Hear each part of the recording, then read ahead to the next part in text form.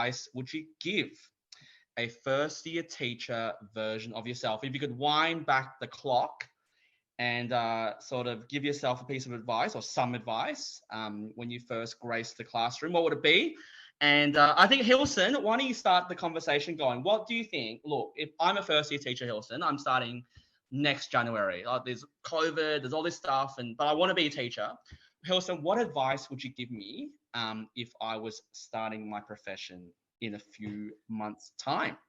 Yeah, that's a great question. I'm going to Firstly, get my notebook and jot it down. Hilson, tell me, what would you give me? firstly, welcome to the best industry in the world. You've chosen very wisely. Right, you sold me already. Go. I think that's interesting. I think all three of us are relatively early career teachers. It might be interesting. Well, I haven't started a day of teaching, Hills. All right, I'll shut up. Go. I think it's so. I'll just show you. It's been a roller coaster, but I think it's my third year already, which is crazy because I still remember a couple of years ago walking into my first school day one, just a nervous wreck, but also super excited. So I think that's where I would start in terms of advice. Like, understand that, the first couple of weeks, really the first couple of months, they're a bit of a roller coaster, and you're going to feel a lot of wide spectrum of emotions. You're going to be really excited, but also really nervous. There's going to be nights where you're staying up real late, and there's going to be really tough days, whether that's because of students or just other things.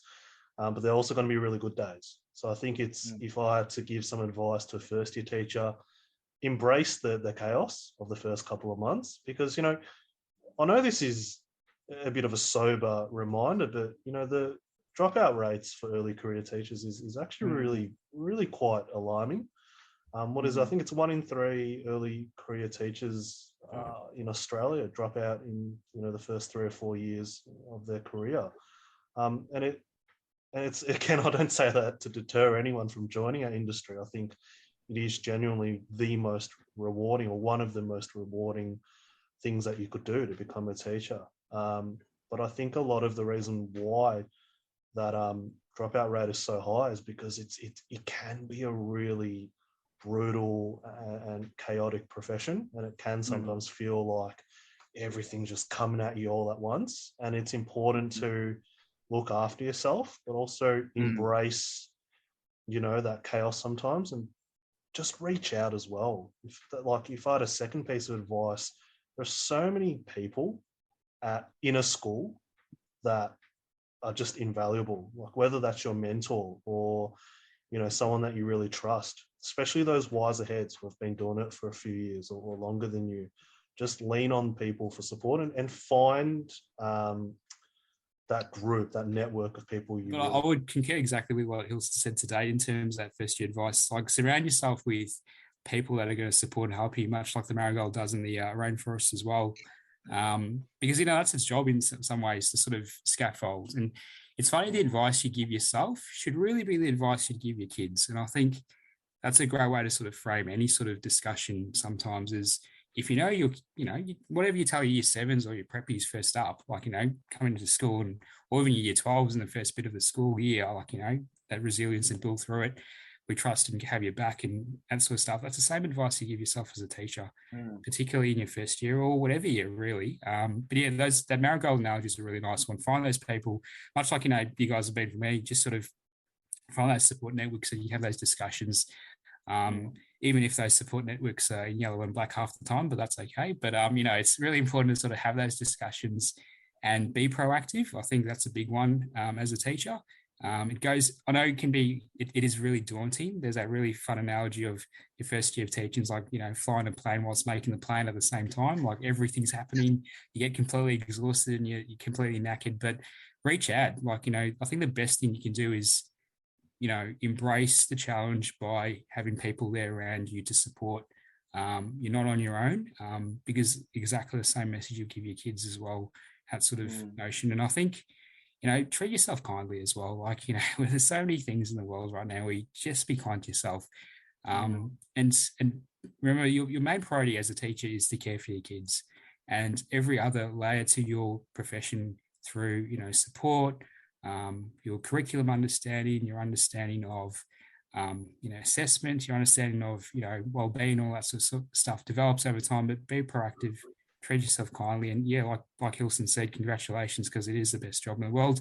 We get the job of making other people have their professions in the future. So I think, it's really inspirational, but also like enjoy the fact like you get to work with young people. Like that is also the best bit. You never feel too dagging old as a teacher, as much as my jokes are still taking a while to get through. And I'm glad that there is no segment of my jokes, because I'm pretty sure we'll lose some ratings quite quickly. But I think actually that's going to be the agenda for next one. That's the agenda for next week. But like, that's so important. Like really embrace that role, because I think, you being yourself will go a long way. And, similar to that initial question about motivation, I think, treat yourself kindly, because it's such a good job, but it is one for a long period of time, and you really want to be enjoying it. And the best way to enjoy it is, being proactive about it. But I might just add to, I think, George, you were talking about just, chat to the kids, get to know them. And I think what I wrote, and like, listeners, I'm not a first year teacher. I was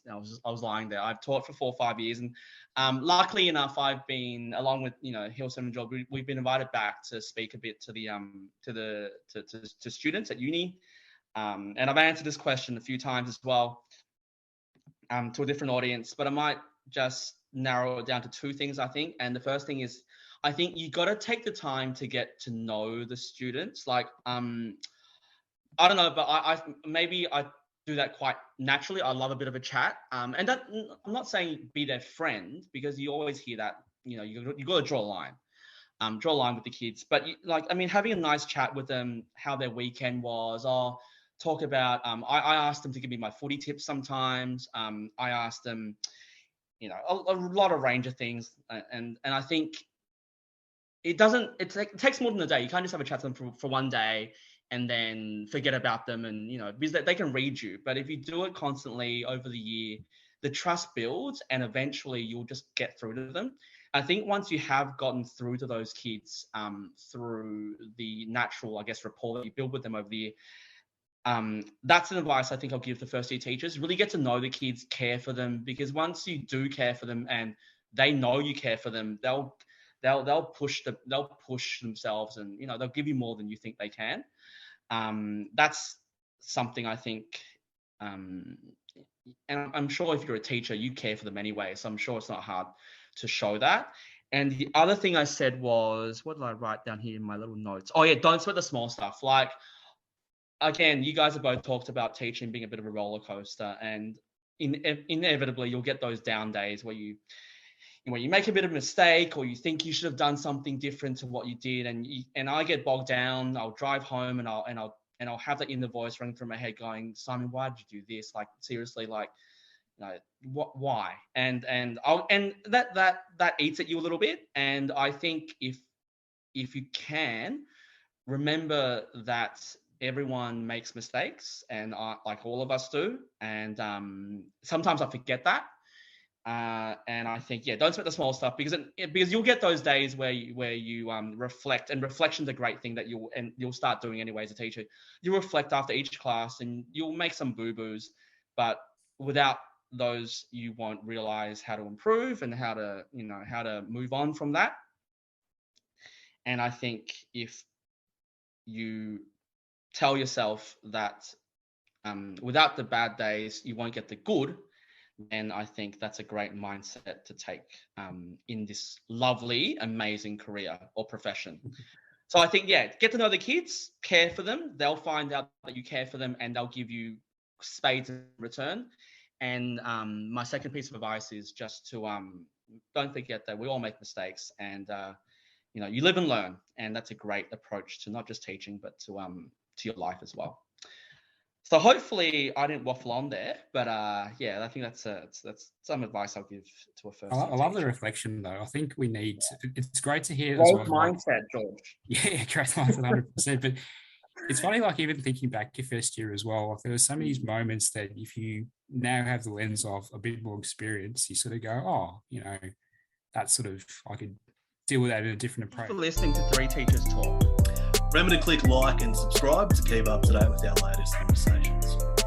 Keep the conversation going by giving us feedback and let us know what